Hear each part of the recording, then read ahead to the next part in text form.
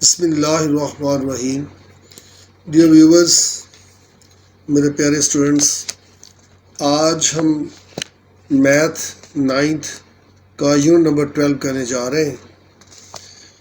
उसमें बोर्ड के पेपर में डेफिनेशन भी आ सकती हैं। दो बड़ी इम्पोर्टेंट डेफिनेशन है।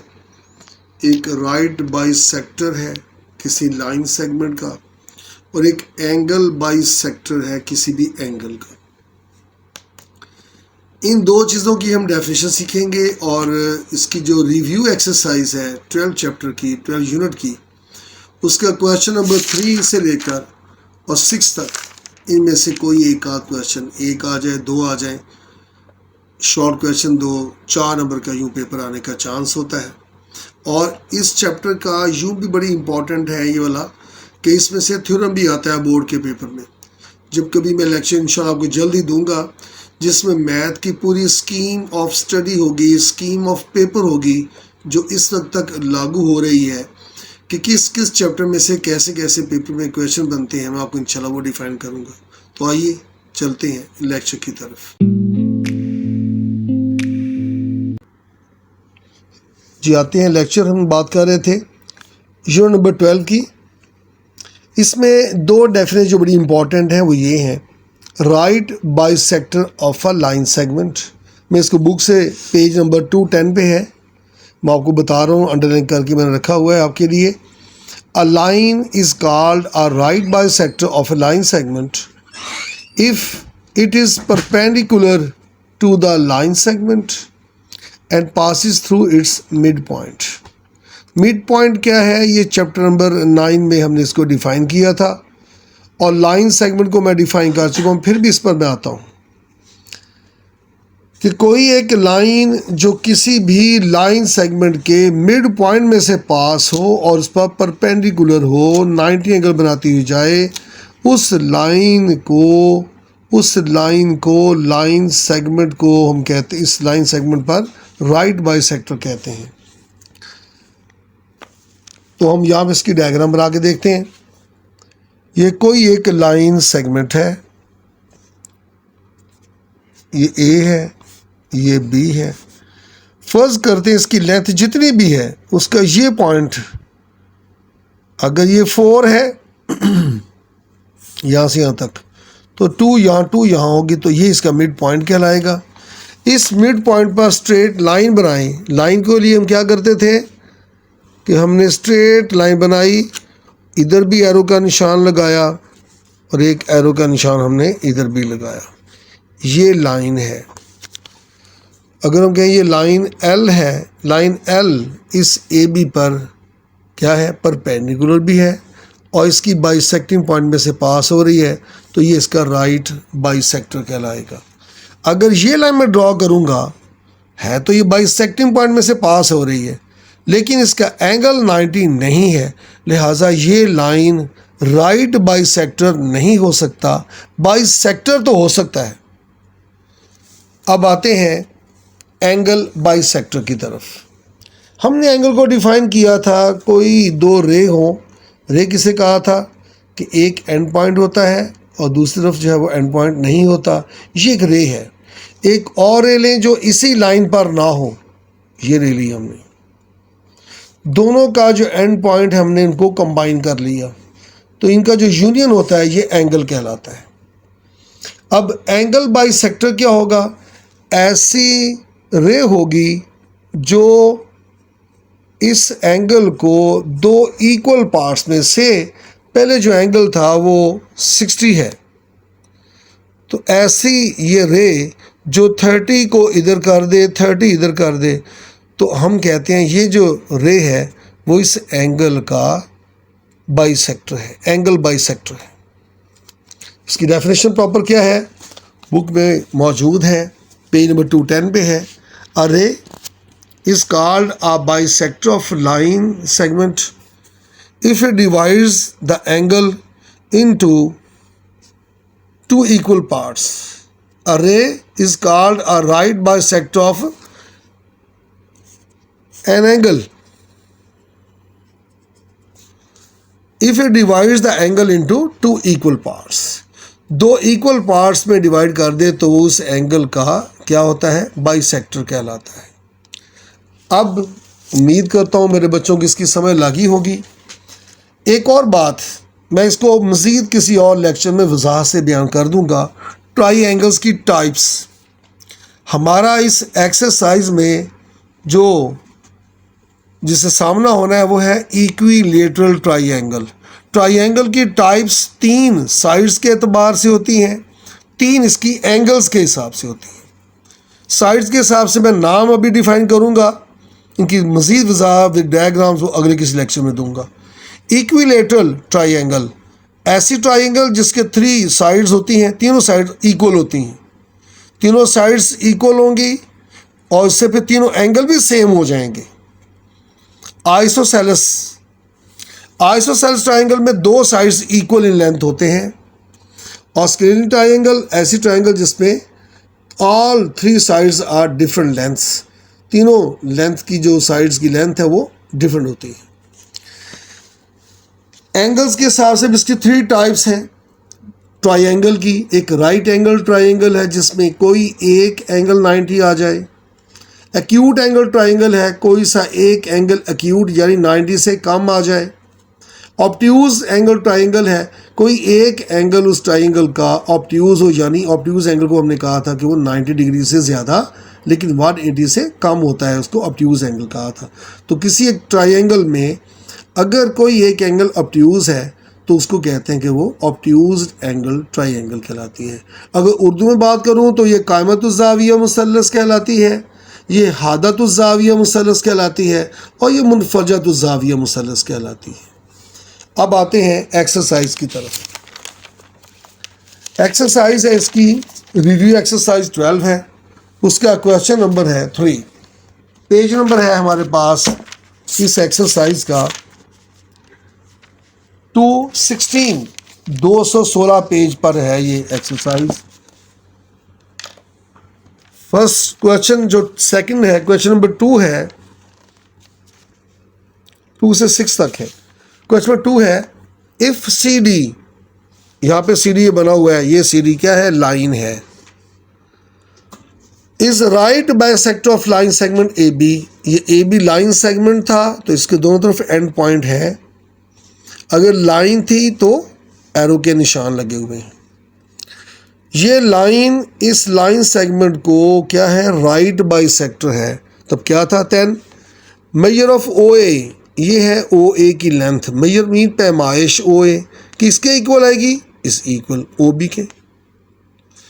सेकंड है मेजर ऑफ ए क्यू, ये है मेजर ऑफ ओ क्यू, किसके इक्वल होगी, क्यू बी की लेंथ के इक्वल होगी। तो यूँ ये क्वेश्चन हमारा ऑब्जेक्टिव टाइप ही बन जाता है, हमें वैसे इसको कर लिया हमने। क्वेश्चन नंबर 3 है, define the following bisector line segment और बाइसेक्टर ऑफ एन एंगल। ये भी हम बात कर चुके हैं, डेफिनेट पीछे हो चुकी है। अब आते हैं क्वेश्चन नंबर 4 की तरफ। उसकी डायग्राम कुछ यूँ बनी हुई है ये इक्विलेटरल ट्राइंगल कि all 3 sides of that triangle are equal in length. Name है ये ए, ये बी, ये सी। तो हमने क्या कहा इनको कि ये इक्विलेटरल ट्राइंगल है और यहाँ से इसका परपेंडिकुलर ड्रॉ किया हुआ है, ये एंगल बाइसेक्टर है इसका, ये वाला। इसका नाम लिखा हुआ है x डिग्री, इसका नाम लिखा हुआ है y डिग्री और इसका नाम लिखा हुआ है z डिग्री। क्वेश्चन है, if the given triangle ABC is equilateral triangle, equilateral, all 3 sides are equal and all 3 angles are equal। Triangle के तीनों एंगल्स का जो एडिशन होता है वो 180 होता है। तो तीनों एंगल जब इक्वल है 180 है तो क्या होंगे, हर एंगल 60 डिग्री का होगा। 60 का एंगल A होगा, 60 डिग्री का एंगल B होगा और 60 डिग्री का एंगल C होगा। And AD is right bisector of angle A। इस एंगल A का राइट बाइसेक्टर ये जो AD है वो इस एंगल की है। Then find the value of unknown x0 degree, y0 and xz, इनको हमने फाइंड करना है। क्वेश्चन में आते हैं, एज ABC ट्राइंगल जो है is an equilateral triangle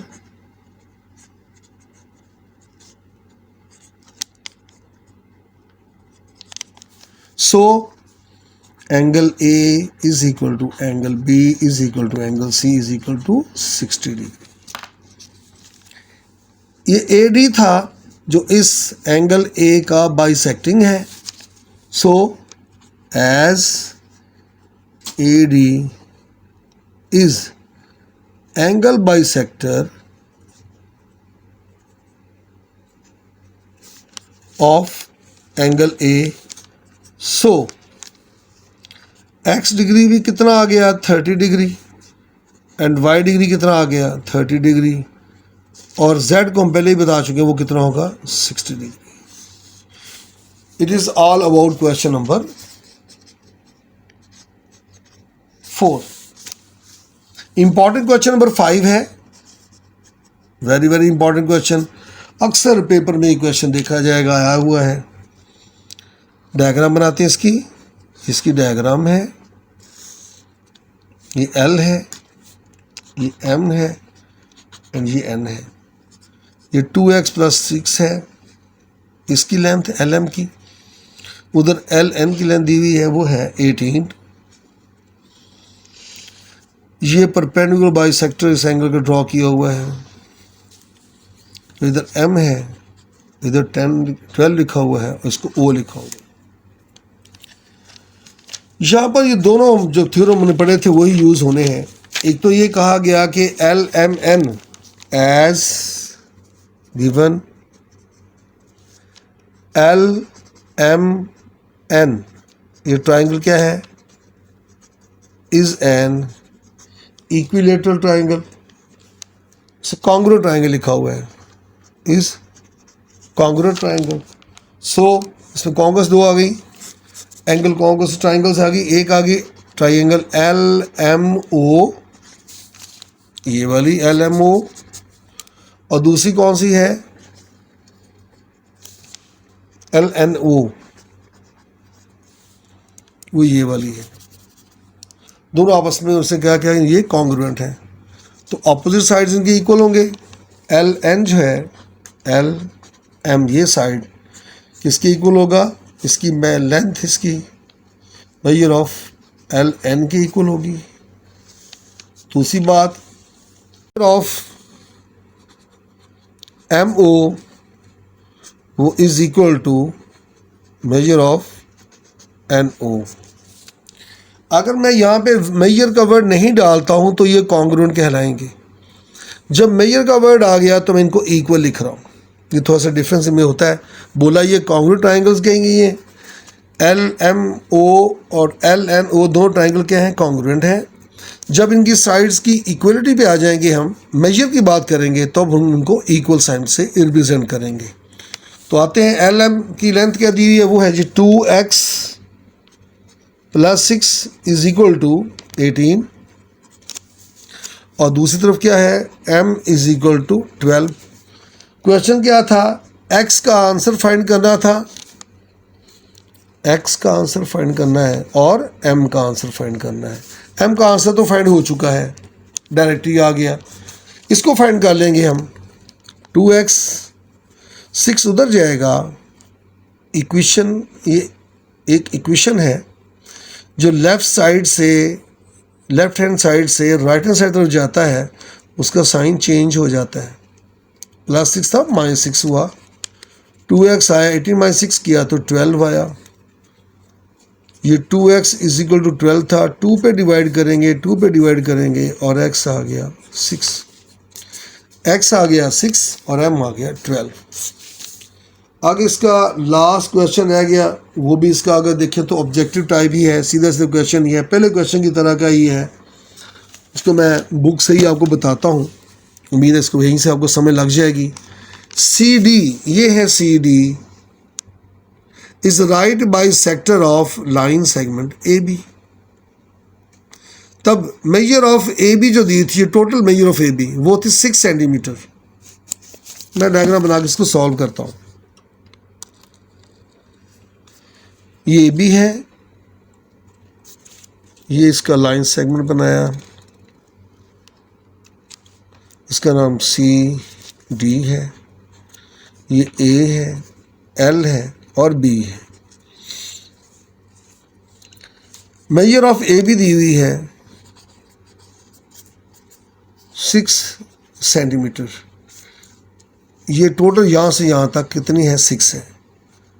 और CD इस AB पर राइट बाइसेक्टर है। तो फिर क्या हुआ, ये भी इसको हाफ हाफ में कन्वर्ट कर देगा। तो मेजर ऑफ जो AL है वो भी आ गई 3 सेंटीमीटर और मेजर ऑफ BL या LB वो भी आ गई इसकी 3 सेंटीमीटर।